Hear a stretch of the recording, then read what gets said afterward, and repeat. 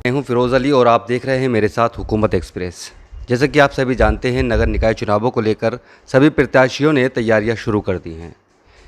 इसी कड़ी में आज हमारे साथ हैं मसूद खां, जो कि AIMIM के प्रबल दावेदार हैं चेयरमैन पद से। उनसे जानेंगे कि क्या उनकी तैयारियां हैं और किन मुद्दों को लेकर के वो चुनाव लड़ना चाह रहे हैं। सबसे पहले मसूद भाई, आपका स्वागत है हमारे चैनल हुकूमत एक्सप्रेस। बहुत बहुत शुक्रिया। और मैं शुक्रिया अदा करूंगा आप लोगों का भी कि आपने इस लायक समझा कि मेरा इंटरव्यू लेना आया आप। मसूद भाई, जिस तरह से कि तैयारियां चल रही हैं, हर प्रत्याशी कर रहा है चेयरमैनी को लेकर के, आपकी क्या तैयारियां हैं? देखिए, मैं राजनीति में मुझे काफ़ी वक्त हो गया। मैं 30-35 साल से राजनीति करता हूँ। मेरे भाई मिनिस्टर रहे, विधायक रहे, भाभी चेयरमैन रही, मेरे नाना चेयरमैन रहे, मेरी वालदा मेंबर रही।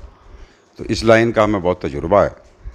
और मैं इतना ज़रूर कहूँगा कि जितना भी आज संभल में जितने भी चेयरमैन रहे, विधायक रहे, उन्होंने काम कराया होगा, लेकिन जितना काम इस शहर के लिए होना चाहिए था इतना काम हो नहीं पाया। इसलिए मैं मैदान में हूँ और मैं चाहता हूँ कि संभल अपने आप में जो तारीख़ी संभल है, पृथ्वीराज चौहान की राजधानी कहलाता था, इस संभल में इतना विकास हो कि चारों तरफ से बस ये लगे कि संभल से ज़्यादा खूबसूरत उत्तर प्रदेश में कोई शहर नहीं है। ये मेरा ख्वाब। अच्छा, जैसे कि आप जनता के बीच जा रहे हैं, क्या निकल कर आ रहा है, क्या डिमांड कर रही है जनता, क्या मुद्दे हैं जनता के? देखिए, जनता नगर पालिका का जो काम है और जो जनता चाहती है, तो बिजली, पानी, सफाई, एजुकेशन, इन चीज़ों पर ख़ास फोकस होना चाहिए।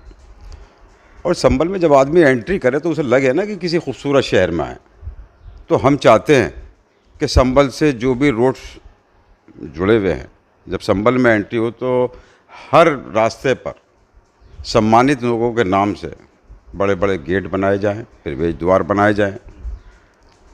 हाईवों पर, जो संभल के जितने भी हाईवे हैं, वहाँ चिमनी वाली लाइट्स, अच्छी लाइट्स, खूबसूरत लाइटिंग हो।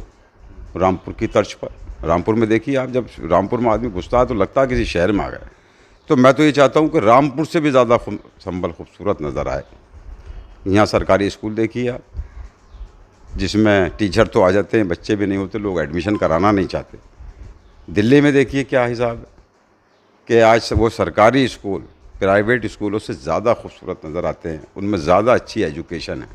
तो दिल्ली की तर्ज पे स्कूल मोटिफाई हो, अच्छी एजुकेशन बच्चों को मिले, सफाई व्यवस्था दुरुस्त हो।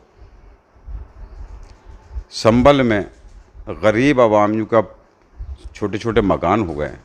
लोग मैरिज हॉलों में अपनी बच्चियों की शादी करते हैं, 40-40, 50-50 हज़ार रुपये मैरिज हॉल वाले चार्ज करते हैं। तो दो कम से कम शादी हॉल संभल में हो, एक सराय तरीन में हो, एक हयात नगर में हो, और 1000-1500 रुपये की रसीद पर उनकी बच्चियों की शादियाँ हो जाएं। तो गरीबों के लिए कुछ कीजिए। अभी तक किसी ने ये नहीं सोचा, भाई चेयरमैन बनते हैं, काम करते होंगे, लेकिन जितना काम टेक्निकल तरीके से करना चाहिए वो संभल के लिए हो नहीं पाया। ये आपका मानना है जो टेक्निकल काम है, गरीब लोगों से जुड़े हुए हैं, वो काम किसी चेयरमैन ने नहीं कराया, आप कराएंगे इंशाल्लाह, इंशाल्लाह। अब मैं अगला क्वेश्चन आपसे ये करूँगा कि आप AIMIM से तैयारियाँ कर रहे हैं, मीम से, जी, क्या मीम से आपको टिकट हो पाएगा? इंशाल्लाह। मैं तो मानता हूँ कि टिकट मुझे ही होगा। तो मीम के कई दावेदार हैं, चौधरी मुशीर हैं, शहजाद खां हैं, क्या उनमें आप नंबर 1 पर रहेंगे? देखिए, मैं किसी का नाम नहीं लूँगा, मेरे छोटे भाई जैसे हैं वो लोग। लेकिन अभी विधानसभा का चुनाव गया, उसमें मुशीर खां तरीन साहब, जो बहुत ही मौजूद हस्ती थे, वो विधानसभा का चुनाव लड़े। और जो मेरे अलावा MIM के जितने प्रत्याशी हैं, उन्होंने उनकी मुखालफत की, पार्टी की मुखालफत की। तो जब पार्टी की मुखालफत की तो उन्हें टिकट क्यों मिलेगा? मैं तो नहीं जानता कि उन्हें टिकट मिल पाएगा। तो इस मुखालफत का अगर आपको टिकट होता तो आपको नुकसान नहीं होगा, मानते हैं? नहीं, मुझे कोई नुकसान नहीं हुआ। आज ओवैसी साहब को मैं उनसे इम्प्रेस हो गई, इस पार्टी में आया। और विधानसभा चुनाव में मैंने अपने बड़े भाई मोहतरम जनाब अकीलुर रहमान साहब से भी कहा था कि BSP में आपने एक वक्त गुजारा है, वक्त पर BSP ने टिकट आपको नहीं दिया, आपके साथ धोखा किया। तो MIM में जुड़िए, MIM से टिकट लाइए, उसमें मेहनत करेंगे। किन्हीं वजहों से वो नहीं जुड़ पाए, मैं भी उनके साथ रहा, जिनको वफादारी होनी चाहिए। चुनाव ख़त्म हो गया। मैं ओवैसी साहब से इम्प्रेस था। जब भी हिंदुस्तान में कोई बात आती है, हमारे प्रदेश या देश का हित की कोई भी बात होती है तो सिर्फ ओवैसी साहब बोल पाते हैं, MIM पार्टी बोल पाती है, इसके अलावा कोई नहीं बोलता। तो ओवैसी के नाम पर आप वोट लेना चाहेंगे? ओवैसी के नाम पर वोट लेना चाहेंगे? बिल्कुल ओवैसी साहब भी बोल पाते हैं। हिंदुस्तान का हमारा आइन देखिए कितना खूबसूरत है। उस आइन के ख़िलाफ़ जो पार्टियां भी उसके ख़िलाफ़ जिन नीतियों पर चलती हैं, ओवैसी साहब के अलावा कोई नहीं बोल पाता। इसीलिए मैंने MIM पार्टी को ज्वाइन किया, ओवैसी साहब को ज्वाइन किया और मुशीर खां तरीन साहब की सरपरस्ती में पार्टी को ज्वाइन किया। अगर आपको पार्टी अगर टिकट नहीं देती है तो फिर भी आप चुनाव लड़ेंगे? जी, मैं वफादार हूँ, मैं पार्टी में ही रहूँगा, मैं चुनाव नहीं लड़ूँगा। MIM से टिकट होगा तो चुनाव लड़ूँगा, वरना मैं पार्टी की खिदमत करूँगा, क्योंकि इस पार्टी में कुछ खूबियाँ हैं। ओवैसी साहब, जैसे मैंने आपको बताया कि हिंदुस्तान का मामला हो या प्रदेश का मामला हो, किसी भी सूबे का मामला हो, ओवैसी साहब के अलावा कोई नहीं बोल पाता है। और इस उत्तर प्रदेश को तो बहुत खूबसूरत उन्होंने संगठन दिया है। एक एक फूल चुनकर उन्होंने गुलदस्ता बनाया, जिसमें प्रदेश अध्यक्ष Shaukat Ali sahab, chief general secretary Shamim Ahmed Turk sahab, western UP के हमारे सदर महताब चौहान साहब, अदील अलवी साहब, इकबाल साहब, हाफिज़ वारिस साहब, वाजिद अंसारी साहब, इन्हें सबको एक एक फूल को चुन चुन के जोड़कर उन्होंने एक गुलदस्ता बनाया, जो इस प्रदेश में मेहनत कर रहे हैं पार्टी के लिए, जगह जगह जाकर लोगों को जोड़ रहे हैं, पार्टी की नीतियों से अवगत करा रहे हैं। ओवैसी साहब की क्या सोच है उसे लोगों के बीच में रख रहे हैं, किस तरह से हिंदुस्तान की हमारे प्रदेश की तरक्की हो वो लोग रख रहे हैं। लोग तादाद में पार्टी के साथ जुड़ रहे हैं।